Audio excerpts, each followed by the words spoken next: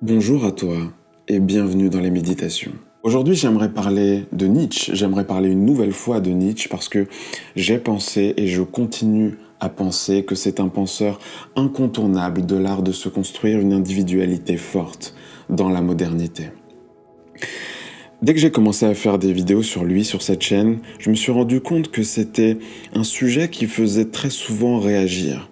Tu vois, quand je fais des vidéos sur du développement personnel de façon un petit peu gentillette, sur l'art de se remémorer de ce qu'on lit ou sur ce genre de choses, tout va bien. Mais alors par contre, lorsqu'on parle de Nietzsche, là ça se tend.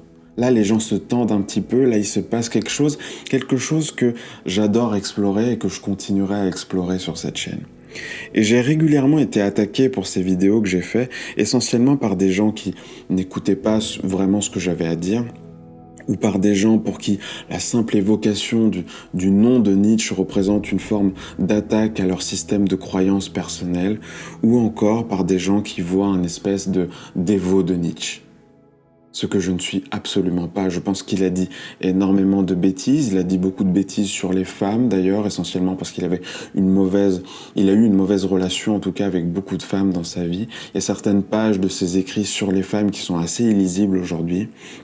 Et je pense aussi que c'est un petit peu compliqué comme ça de dire qu'on peut créer ses propres valeurs sans qu'elles soient fermement enracinées dans le réel, c'est-à-dire dans l'histoire, dans le tissu social. Et pour le coup, sa vision du surhomme, je la trouve de plus en plus surhumaine, vraiment.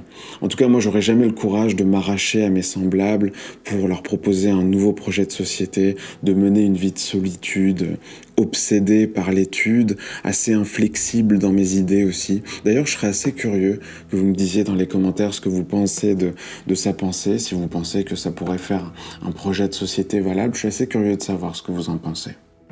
Je crois que souvent, on oublie que Nietzsche s'adressait essentiellement à une élite d'hommes, d'intellectuels, qui auraient le courage de s'engager sur la voie du surhomme. Et je pense qu'il avait conscience que son projet ne s'adressait pas à tout le monde. Mais enfin, ça, c'est juste mon avis et je referme la parenthèse. De son vivant, Nietzsche a vu qu'il y avait un certain attrait pour sa pensée, pour ses idées. Il sentait que certains jeunes le voyaient comme un prophète, un petit peu. Et parce qu'il a flairé le danger, il nous invite, dans ses écrits, à ne surtout pas essayer de le suivre, à ne surtout pas entrer dans la dévotion de sa pensée. L'important, au fond, c'est de se trouver soi. Et pour se trouver soi, il faut suivre son propre chemin et pas celui d'un autre. Est-ce que ça veut dire qu'on ne peut pas trouver une grande inspiration dans la vie d'un autre? Je crois que si. Je crois que c'est même hyper nécessaire pour pouvoir avoir une idée de là où on pourrait aller. Parce que on a tous en nous cette croyance bien fermement ancrée, et qui est très juste d'ailleurs, que si quelqu'un d'autre y est arrivé, on peut y arriver aussi. Ça, c'est une chose. Mais pour le coup, Nietzsche aussi avait une belle formule. Il disait « Souviens-toi d'oublier. Souviens-toi d'oublier. » Pour moi, c'est le conseil le plus important de Nietzsche.